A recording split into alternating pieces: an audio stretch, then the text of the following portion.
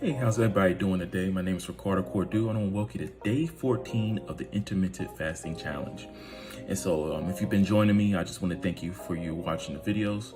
And also, if something I said to you, please comment below the videos so I can know what we're talking about. It's really impacting, or it's going to do something that can apply to your life daily. So we're going to get started.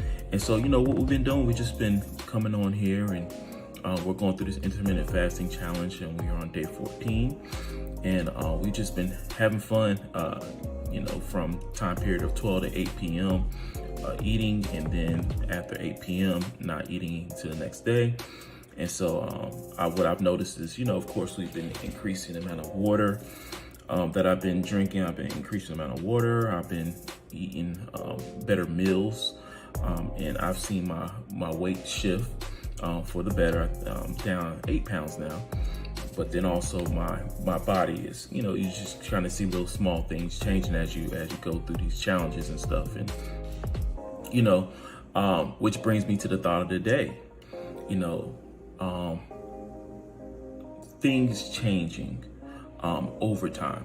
I think sometimes we get to the point where we want things to change immediately, and that we get so concerned about it not changing immediately that we lose track of the changes, the small changes.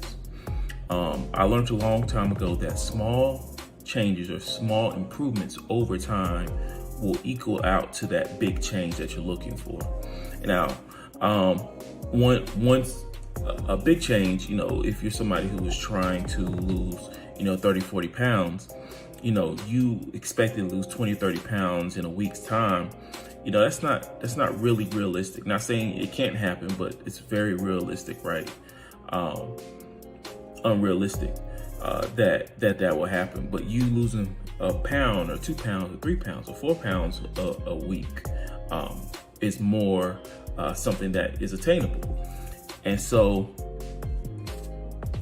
as I create big goals for my life, I also create small goals, small attainable goals to build up to that big goal.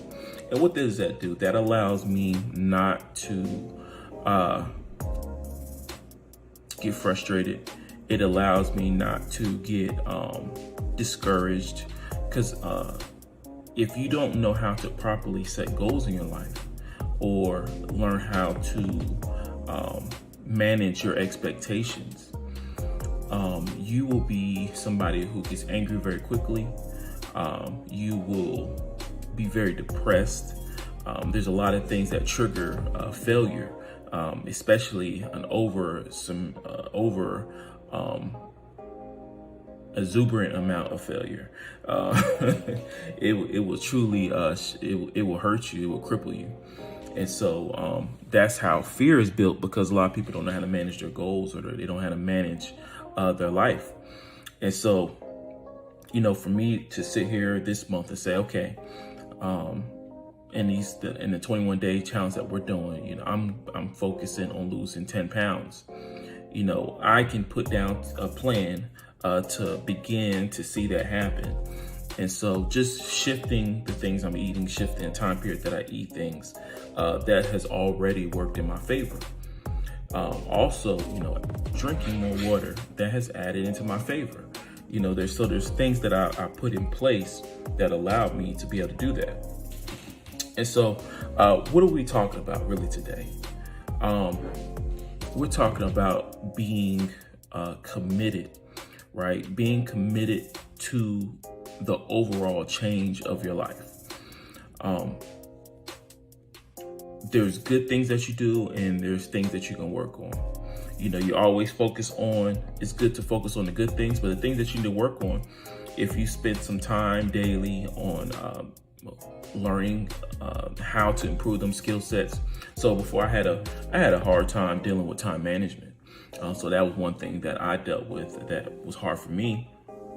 But what I did, I started reading books, listening to motivational speakers and things like that. And one thing that they always talked about is with time management.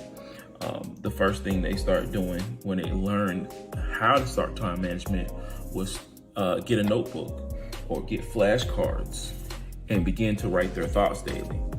And that's what they started doing. They started writing on their thoughts and stuff like that. And so they had flashcards and little notes and stuff that they would write to themselves. That's one thing that you can start doing to help you with time management.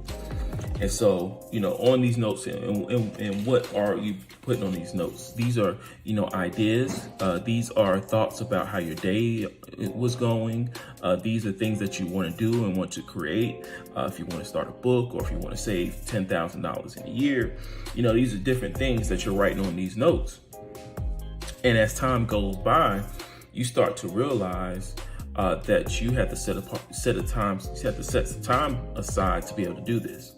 And so you start realizing, okay, like for me in the morning time, it's my best time to start writing notes or reading or praying. And so I take that time in the morning time to do that stuff. And so that's the first thing that started me on my path of being able to take care of my time and really value my time. And so then I started looking at, okay, what's some things I want to do? And so if I want to write a book, I was like, okay, if I say I want to write a book, how much time do I need to dedicate that to write that book? And and depending on what type of book it is and things like that, if it's a novel or fiction, whatever it is, you gotta be willing to put some time into it. And so I put like, okay, let me do 15 minutes. 15 minutes a day or an hour a week would be my goal to set aside to work on my book. And at first, of course, it didn't happen, but I kept writing down on my notes, hey, I need to get to writing this book, or I need to put an hour aside or 15 minutes a day to get this done. Let me do this. And so it was to the point where I started subconsciously, like, okay, I started thinking about me writing. I started thinking about me, what I'm going to write and talk about and things like that. And so time management became more important to me. The things I do with my time have become more important to me, become more valuable to me. And so it might not happen overnight, but as time has went by, now I'm reading more. I'm like, okay, if I'm not going to read this morning, let me read tonight. I find myself doing things more than I get more things done when I'm writing it down. And so that's one thing to do to be able to really start solidifying, what your day looks like, what your life is going to look like. Because if you can begin to articulate, be able to write down and describe what you want for your life, that picture will begin to become full circle, and you'll start doing the necessary things that it's going to take for you to get there. And so, that was the topic for today. That's the thought of the day. You see how, every day is something different. I'm not talking about the same thing. It's whatever comes to me as we're discussing about, this intermittent fasting. We're just kind of taking one step at a time towards that end result, or whatever that goal or that dream or that vision that you desire for your life. And that's what life is about. What's that dream? What's that desire? What's that want? How do you want your life to look? Can you picture it right now?